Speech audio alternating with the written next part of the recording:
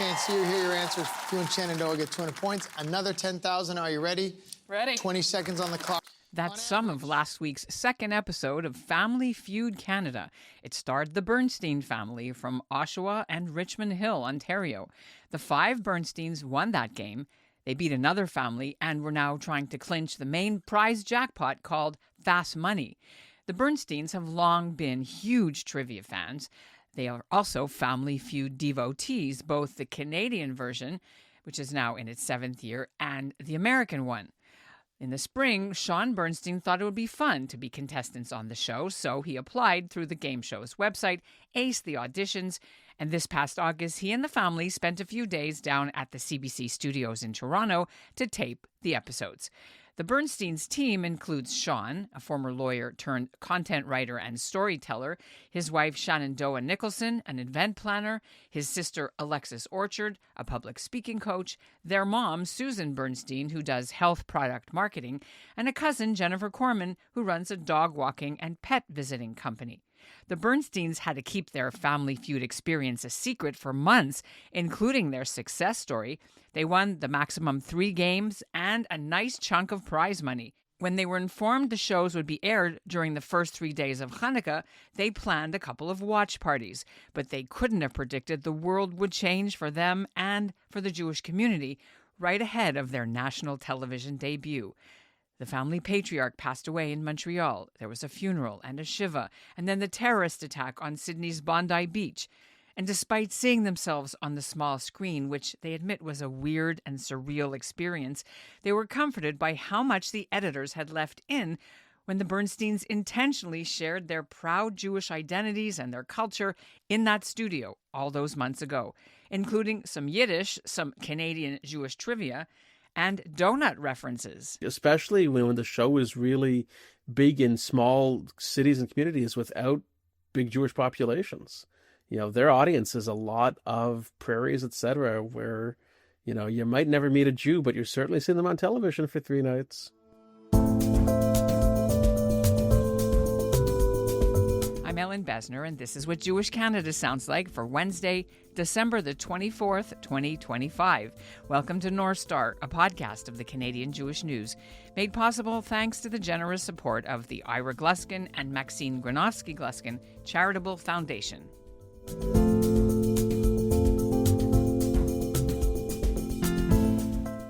Family Feud Canada officials couldn't say when was the last time that a Jewish family has been on the game show.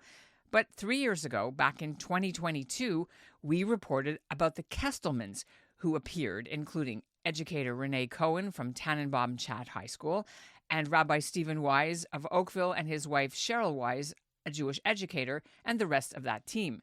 The Bernstein team members live in Oshawa and Richmond Hill now, but the family has roots from other parts of the Jewish community in Montreal and in Timmins, Ontario, which helped Susan, the mother, answer one question about famous Hollywood actors who come from Canada, with a little piece of Northern Ontario Jewish history from her hometown, although the answer went way over the heads of the audience and the host, Gerry Dee. You'll have to listen to the rest of our interview to get the answer.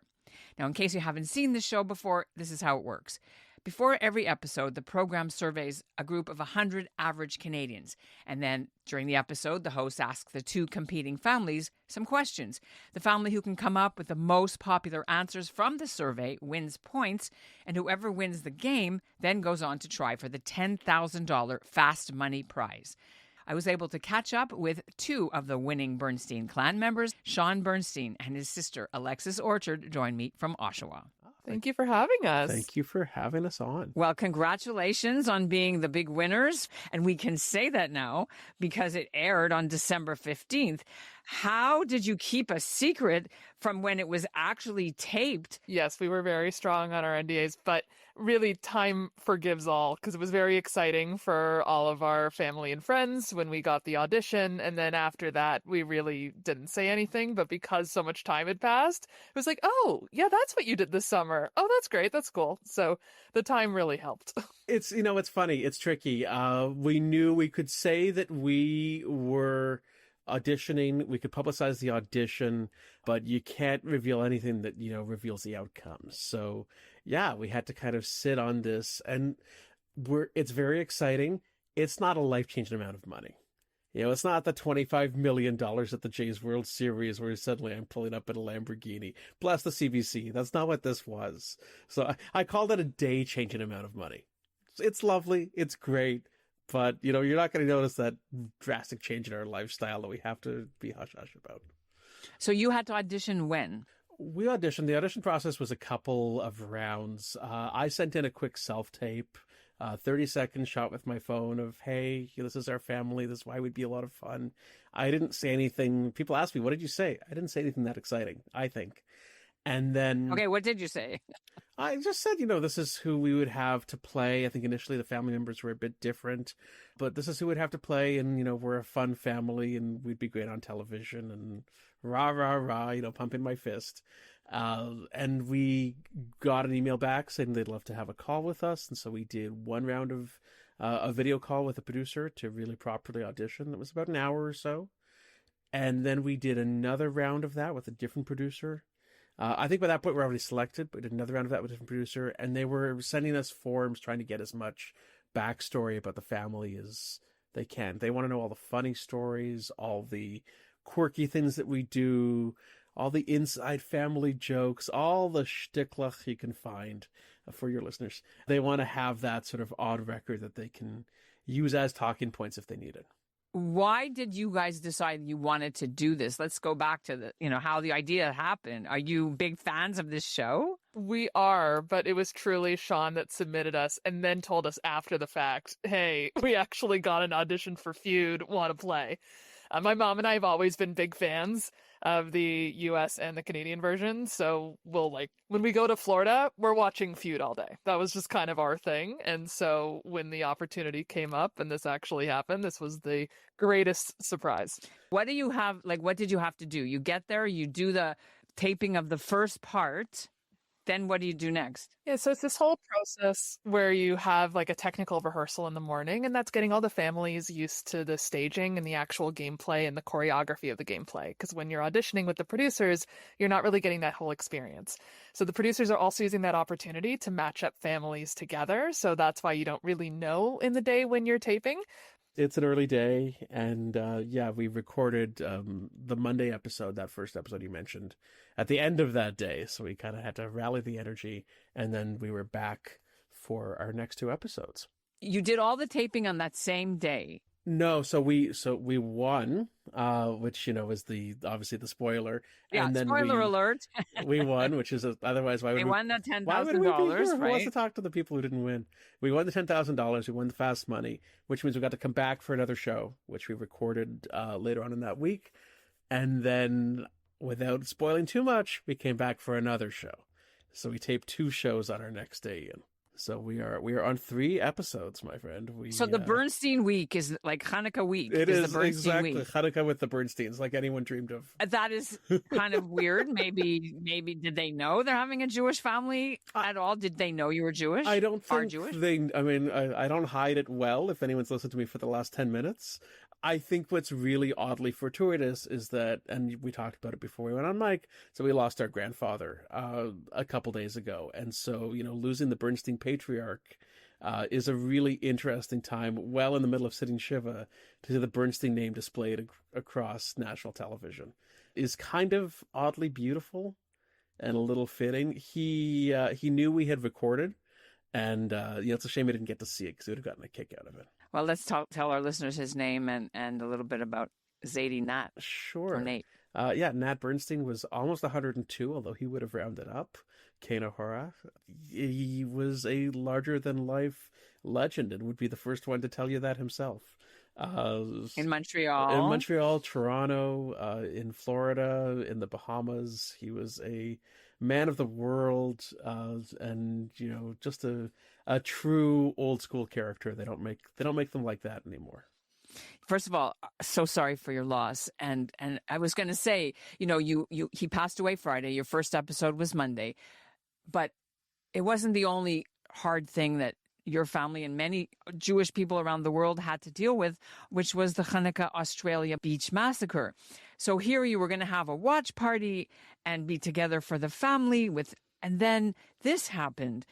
And I'm just trying to understand how that how you can handle both the joy and the heartbreak at the same time. I'm sure that it weighed on you. To be Jewish is to compartmentalize.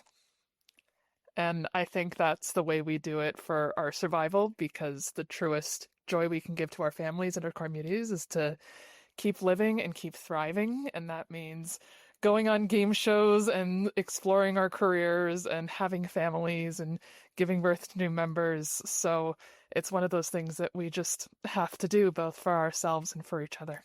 That's beautiful. That's better than I could have said it. No, it was a crazy couple days. You know, he had passed on the Wednesday. The funeral was the Friday. Exactly. The attacks were, right at the start of Hanukkah. And so we are lighting candles at a Shiva and taking a break from the Shiva to watch ourselves on national television, which is a very weird and surreal experience. Very much. Like you can't imagine. And it's to compartmentalize and to find the joy where we can. And, in a very difficult and gut-wrenching time, we had this spark of joy that we were able to gratefully cling on to, and we relished in it. What struck me was that in the first episode, Alexis, they named the episode after your beautiful smile. Oh, thank you. And the answer you gave was so eerie when I heard it. Alexis, you say people comment on your face often. What exactly do they say? Well, instead of an RBF, I have a resting, smiling face. You do, though. That's sweet. I'm kind of always smiling, which is, again, works in my That's favor good. a lot Yeah, of the time. yeah. Except for when I look too happy at, like, a funeral or a Shiva. Oh, that's true. That's true. And I'm like, oh my God, when you watch that, how did that sit with you? Oh, it's just so true, first of all. So I stand by it as a joke. But it just made me so proud to be so outwardly Jewish on television. It's something I've never had the opportunity to do before. And that's a pattern through a lot of our responses, is that it wasn't forced, it wasn't pushed. We were just being ourselves. And that's such a rare blessing that I'm so unbelievably proud of. I know it's so small, but in these times, it doesn't feel so insignificant. Look, I always look for the Jewishy angles in anything that is on TV. And so I want to ask you, first of all, in the first show, you were wearing blue and white. Was that a thing or not? I just made something out of nothing. Oh, to get this family to decide on a color was the bane of my existence. The producers needed us to approve our wardrobe in advance, and it is tradition for families to coordinate their colors. It's an easy color to shop for. It wasn't the Kachol Lavan thing. I wish it was. Yeah, it would I be wish lovely. I could say it. I'm going to take it. I'm going to go that way. I think we should. I think we should have ownership over it. Gate gesund, Exactly. Ellen, gate gesund. Did you guys bring any touchstones or good luck things with you? I mean, your mom brought 100 pairs of glasses, but aside from that, Against her will. she didn't want to bring them off? No, we all loved the joke. She personally didn't, but it played very well on camera. So we're very proud of her for committing to the bit, because it's true. My mother is the person to have the glasses on the head and the neck and the face. And still go like this. Exactly. Your mother also gave a very Jewish answer and also kind of a generational answer to a question. Let's tell everybody what the question was. Help me, Canadian actors that were raised or made in Canada, let's say, are being claimed by the Americans. Yes. So when it came to your mom's turn, and this is a generational thing, she said...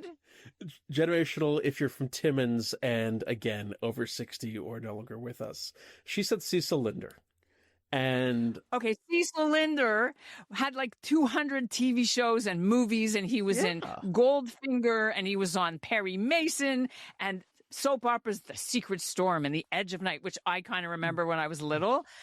He was a Holocaust survivor that grew up in Timmins, seeing things. That's a very big Canadian show. And he died in Toronto in 1992 at Mount Sinai Hospital. So I was like, even though they got an X on it, I was like, yay, Mom, yay. She gave the little, you kind of did too, Sean. I think it's what we should be proudest of. we should be proudest of the fact, Represent Timmins Jewish Jewish history. Exactly. And as you know, our family's from the north. My mother knew Cecil Linder very well. Cecil and his siblings were best friends of my grandparents. And so I'm too young to have known him. I know exactly who he is, but she knew him very well. So it was such a funny thing to come to her in that moment. And, it certainly became a bit of a...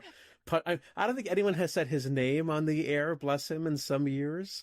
For But, over 30 years. hopefully his daughter, I think his daughter's in the States now, and hopefully she heard about it from someone and just smiled and we'll go with that. The biggest Hanukkah gift is just raising the search results in the IMDb star meter of Cecil Linder, if only for a moment.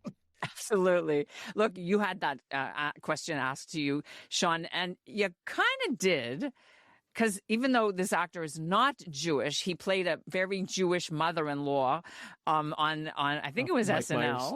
Which Mike Myers, right? everybody who's watched that episode has Linda. said, their guess was Mike Myers. That, okay, it has to be, it was not Mike Myers.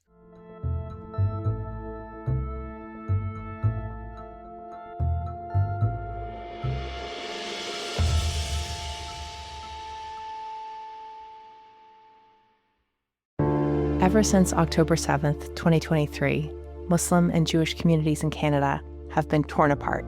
I've known you for 20 years. You've been at my house for Shabbat supper, I don't know how many times. And for 1 second, you can't put down your friend and just hold my hand? We're fed a constant stream of Jews and Muslims talking at each other, about each other, but rarely do we hear them talking to each other. There was, why are you doing this? What's the benefit of doing this? This podcast aims to do something different. I'm Avi Feingold, a rabbi and a writer with the Canadian Jewish News. I'm Yafa Sakeja, a Canadian-Palestinian entrepreneur and volunteer with the Canadian Friends of Standing Together. We're sitting down with Jews and Muslims, Israelis and Palestinians from coast to coast and across the political divide, having difficult conversations in good faith. We are not the Israeli government. Palestinians are not Hamas. This is the place where we're both supposed to end up, Israeli and Palestinian, Arab and Jewish. Subscribe to In Good Faith, wherever you listen to podcasts.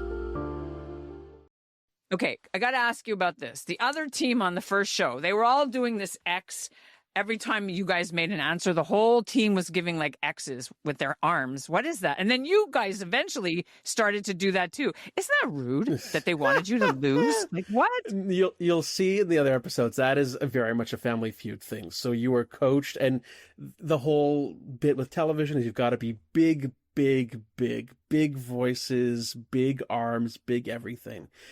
So, it's a tradition of Family Feud where you're supposed to hope that their answer that they give is not on the board. If you're on the other team, so you're giving this X. And they liked how I was like shaking my arms aggressively with the X because I'm trying to be, animated.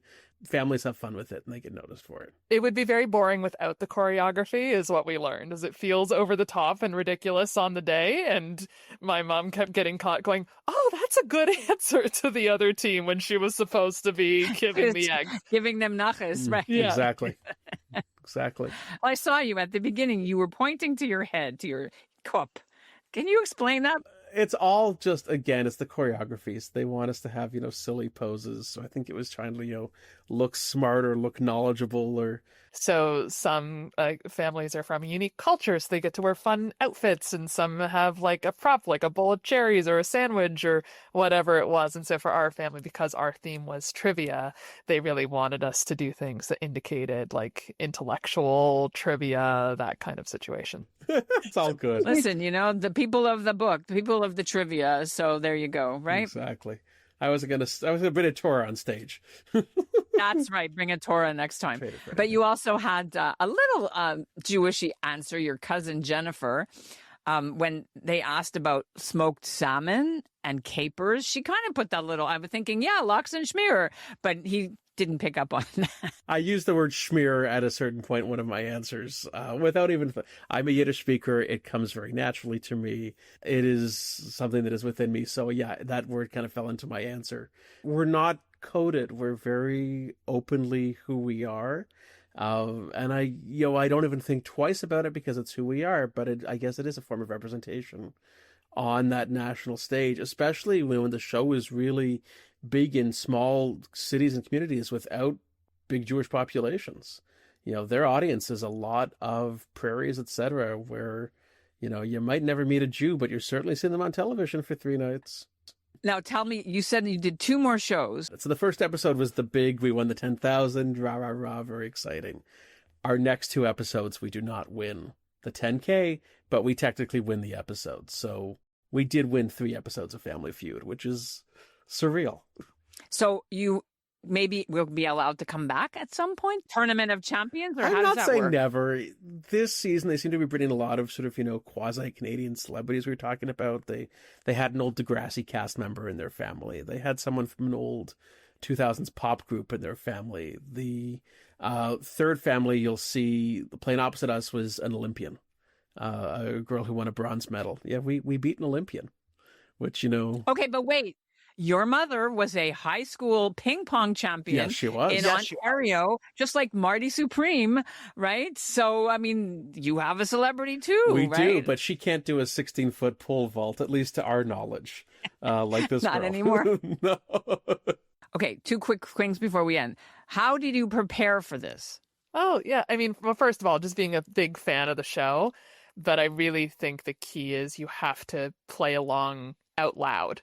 So you have to get used to audibly yourself responding to those answers, because it's so easy to play along with the TV and go, oh, yeah, I knew the number one answer all along. But unless you're audibly coming up with it fast, then you're never going to get the real practice you need for the show when there's lights and a live audience and choreography to remember about your blocking. So all those things layer into it as well. So you really have to get comfortable giving quick answers along with the show. So we're a big trivia family that I talked about, and Gerry Dee got to embarrass me with a trivia question that I couldn't think of in time. I know. And thank Jennifer God, got Shenandoah Shenandoah got it. She's Shenandoah got it. Sorry, yeah. It's all good. But I couldn't figure it out. Okay, let's tell our audience. It wasn't part of the show, but he got you. Okay, ready? What's the only state that ends with the letter K? The answer is... And I was thinking Kentucky. I was thinking with the beginning, and I couldn't figure it out. And Arkansas. New York. No, it's New York, which I just couldn't think of on the spot like that. People are going to ask you, and it's kind of schlippy to ask, but I'm asking. You don't have to answer. What are you going to do with the money? Is there anything you've decided? Well, without being too cliche, we are going to Disney World. We're Disney adults, so we were going anyway. This just helps. Jennifer, I can speak to, bought some nice end tables that she wanted. You know, marble end tables that are her Family Feud tables. Originally, I was waiting on it because I'm like, there's going to be something fun that comes up that I'm going to want to use the money for. And it turns out my friend wants to go see some shows in New York for a weekend at the end of January. So I think we're going to do a little girls' trip weekend with it. And what about your mom? What's she going to do in Shenandoah? Shenandoah is coming to Disney with me. My mother threw a watch party for the 3 episodes and probably spent her money on the catering. Kanahora. And lastly, I saw that on the comments on your LinkedIn page, Sean, somebody said, all right, now you have to go on Family Amazing Race. Is that even something maybe you're going to do? No, that's funny. Actually, that was from Melanie, who was the one who first connected us to Family Feud. And I think she has someone she knows as a producer, or she has some tie with Amazing Race. So it's a running joke with her. No, I don't think we're doing Amazing Race so fast. Jeopardy is my goal. So hopefully next time I'm on the show is because I have won Jeopardy. Yiddish for 200. You'll ace that, right? I would love that. I'd love nothing more. With my luck, it'll be football, but you know. Congratulations. It's so much fun to hear the behind the scenes BTS. That's right. The Bernsteins from Oshawa represent. Thank you very much. Thanks for being on this DJN's North Star podcast with us. And that's what Jewish Canada sounds like for this episode of North Star, made possible thanks to the Ira Gluskin and Maxine Granovsky-Gluskin Charitable Foundation. We are off for the stat holiday period. We'll be back with fresh episodes in January. North Star has been produced this year by Zachary Judah Kaufman and for part of the year, Andrea Varsany. Our executive producer is Michael Freeman. The music was composed by Brett Higgins. Thanks for listening.